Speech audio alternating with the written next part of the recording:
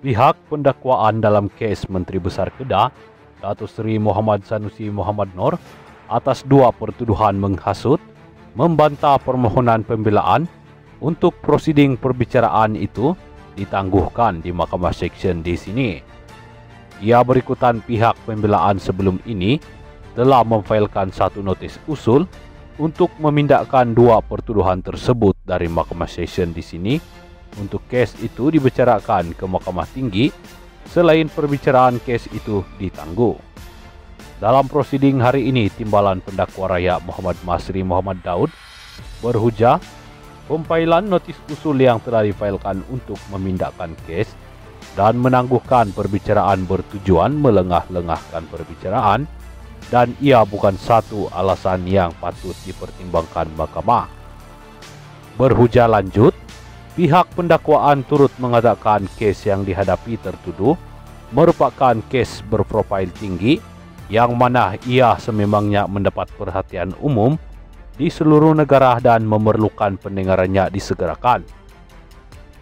Apatah lagi, kes ini menyentuh Raja-Raja Melayu di Malaysia, katanya lagi.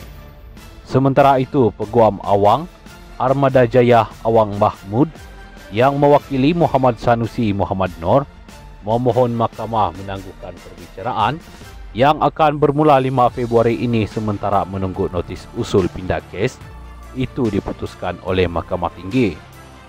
Notis usul itu difailkan pada 11 Januari lalu dan salinan termeterai telah diserahkan kepada pendakwaan pada 15 Januari lalu.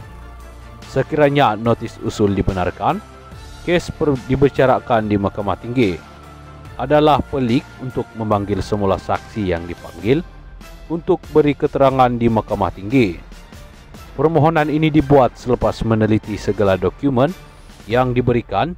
Ia bukan suatu yang remeh, bersifat picisan atau dibuat atas alasan yang lemah, tetapi ia menyentuh prinsip keadilan dalam permohonan jenayah, ujar peguam itu.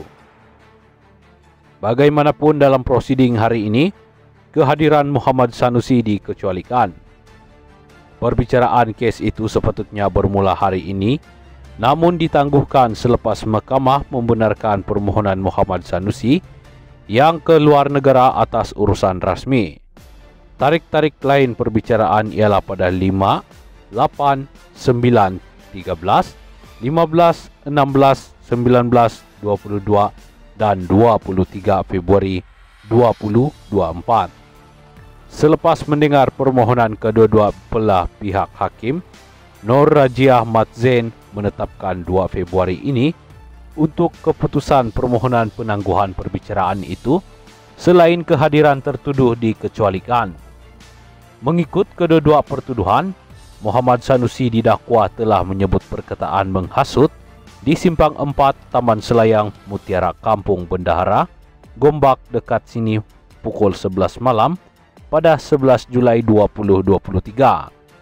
Kedua-dua pertuduhan itu mengikut Seksyen 4-1-B Akta Hasutan 1948 yang boleh dihukum mengikut Seksyen 4-1 Akta yang sama yang membawa hukuman denda sehingga Rm5.000 atau penjara maksimum 3 tahun atau kedua-duanya jika sabit kesalahan.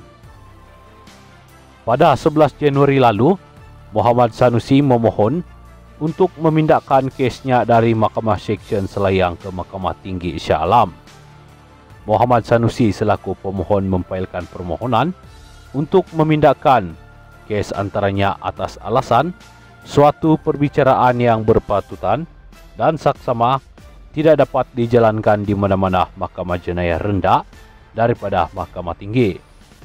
Menerusi notis usul tersebut, Ahli Dewan Undangan Negeri Dun Jeneri Kedah itu berkata, sekiranya perbicaraan dijalankan di Mahkamah Tinggi, ia akan memudahkan pihak-pihak merujuk kepada isu undang-undang yang rumit yang akan dikemukakan semasa perbicaraan.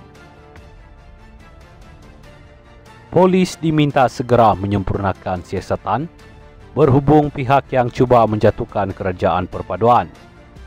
Setiausaha politik kanan Perdana Menteri Datuk Seri Syamsul Iskandar Muhammad Akin, berkata siasatan itu penting bagi membolehkan pihak terlibat yang cuba mengganggu gugat kestabilan politik dalam negara dikenakan tindakan undang-undang sewajarnya.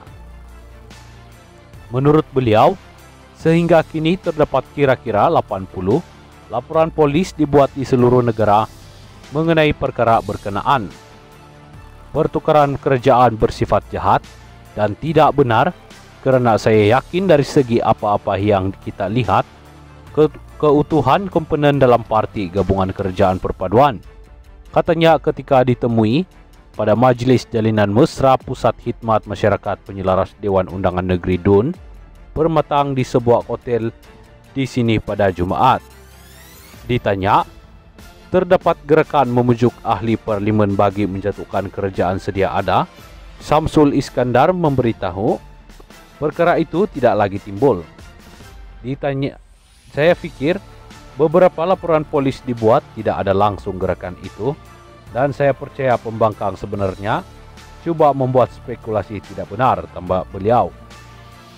Terdahulu semasa ucapan beliau pada majlis itu, Syamsul Iskandar menegaskan kerajaan Madani hanya akan jatuh melalui penarikan sokongan daripada Presiden UMNO, Datuk Seri Dr. Ahmad Zaid Hamidi, dan pengurusi gabungan Parti Sarawak JPS Tan Sri Abang Johari Abang Kopeng.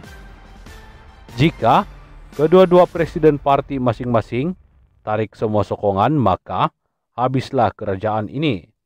Tetapi adakah ini mungkin terjadi? Insya Allah tidak. Sebab itu bila ada usaha untuk menggugat kestabilan ini, saya sendiri sebagai setiausaha politik paling kanan pergi ke balai polis membuat laporan, jelas beliau. Katanya, semua ahli parlimen terikat dengan Akta Kesalahan Keselamatan, Langkah-Langkah Khas 2012 SOSMA dan Akta Anti Lompat Parti. Kita buat laporan polis sebab nak memberitahu mereka pembangkang, jangan cuba gugat kestabilan ini kerana kita ada undang-undang. Jangan guna cara yang cukup nakal dan khianat kerana kita ada undang-undang dan kesalahan di bawah SOSMA. Kenapa? Kita gubal Akta Anti Lompat Parti. Sebab sepanjang 2018 hingga 2022 beberapa kali PM Perdana Menteri ditukar. Dengan izin Allah, kita, Kerajaan Perpaduan, akan kekal sampai pilihan raya yang akan datang, katanya.